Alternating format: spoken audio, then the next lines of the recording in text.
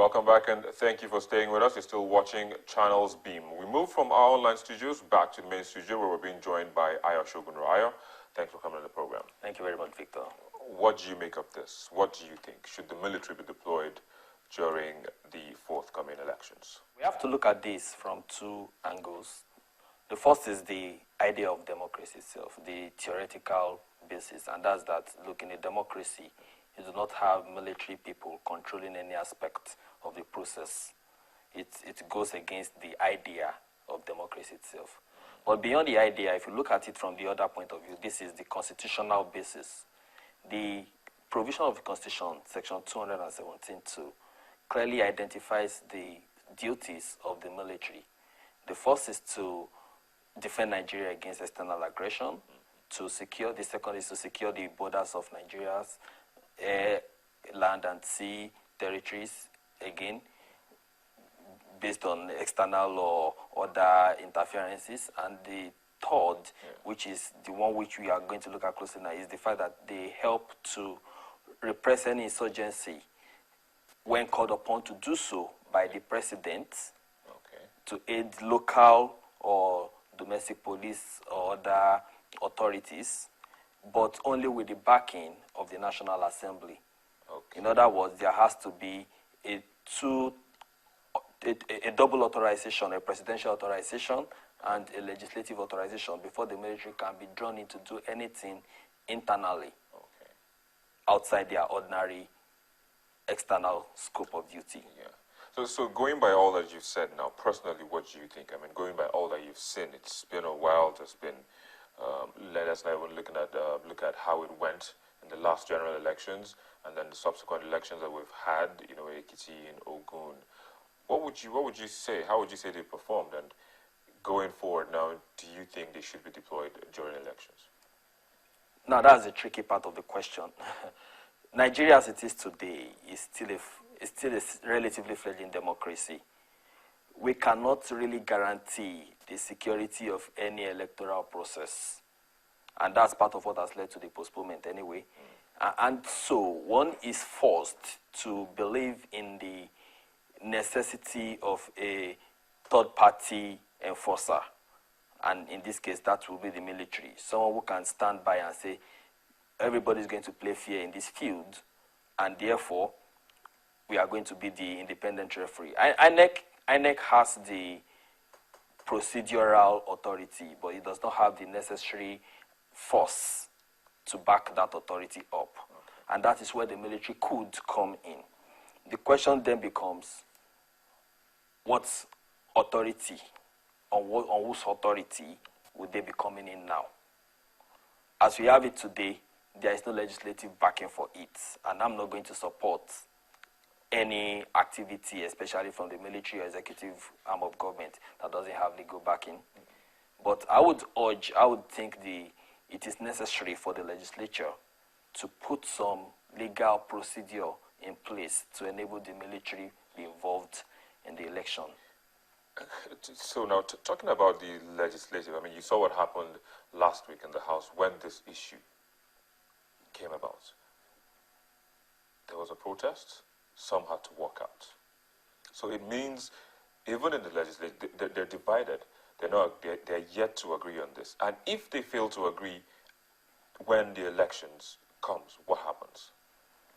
I think it's more a case of legislatures themselves not being constitutionally grounded enough in some of these issues, or if not constitutionally grounded enough. That's a grave allegation. Yeah, because you see, for a long time, the military has been very participant in Nigeria's affairs, from being involved in quelling student riots, student protests, to coming out during the Occupy Nigeria period to lock down the streets, to being used at government functions, government events, as security, to even escorting the same politicians up and down. The military has always played an active role in our democratic history, yes. So it's not a new thing.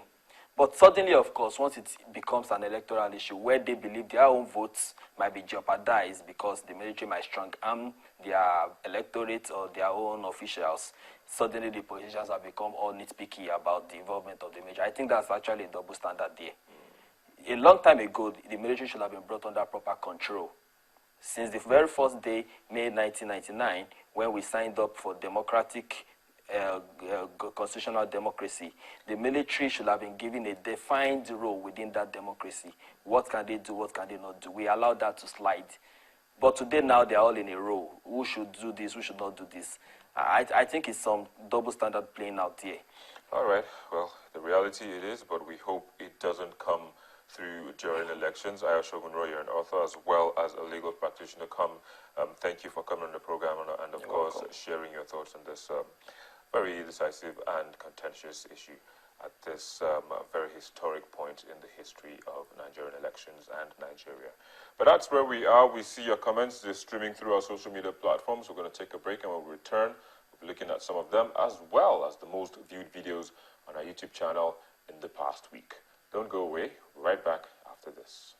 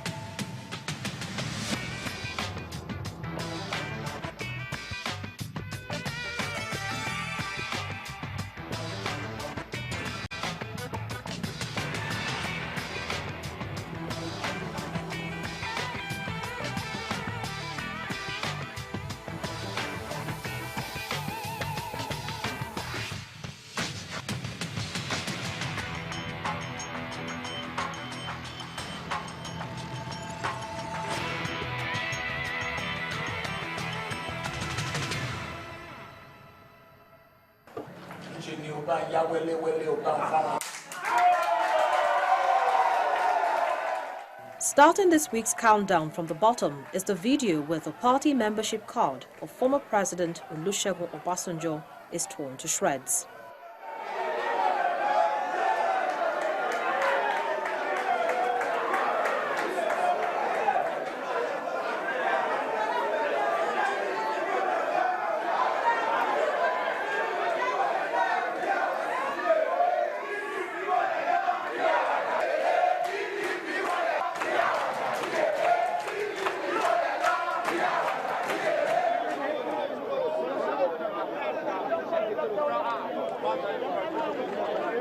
At number 4 is a suicide bomb blast scene where 12 people were killed in Kano, northwest Nigeria.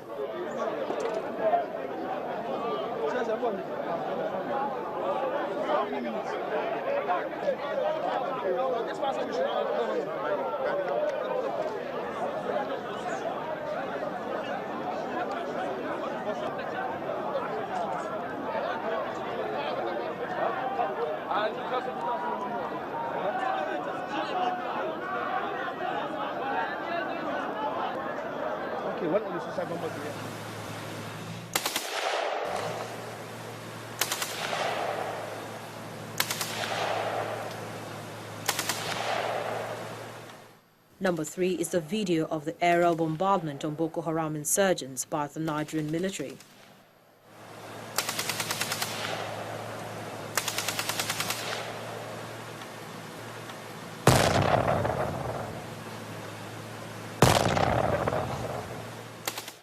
In second place comes the show of emotion by a minister who visited recaptured towns battered by Boko Haram insurgents.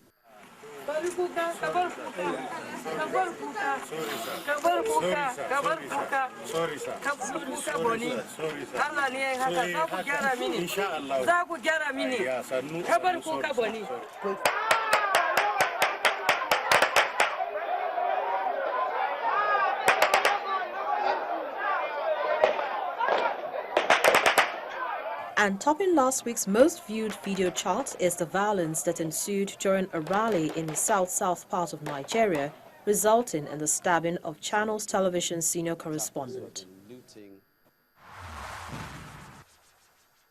Well, those were the comments that you sent during the course of the program, and of course, the most viewed videos on our YouTube channel in the past week. It is obvious that security concerns top the reasons for calls on the federal government to deploy the military during the elections with regards to what occurred after the elections in 2011. But allegations of sabotage by security outfit has also been made, especially with a material surfacing after governorship elections in the southwestern states. With all the agitations, criticisms and controversies trailing the deployment of military, is the deployment of soldiers really for the interest of the nation or to subvert the will of the people? That question will be answered, perhaps, after the 2015 polls. But that's where we draw the curtains on this edition of the program. But as always, continue online via the social media addresses showing on your screen. Thank you for watching. Until I see you next week, I'm Victor Matthias.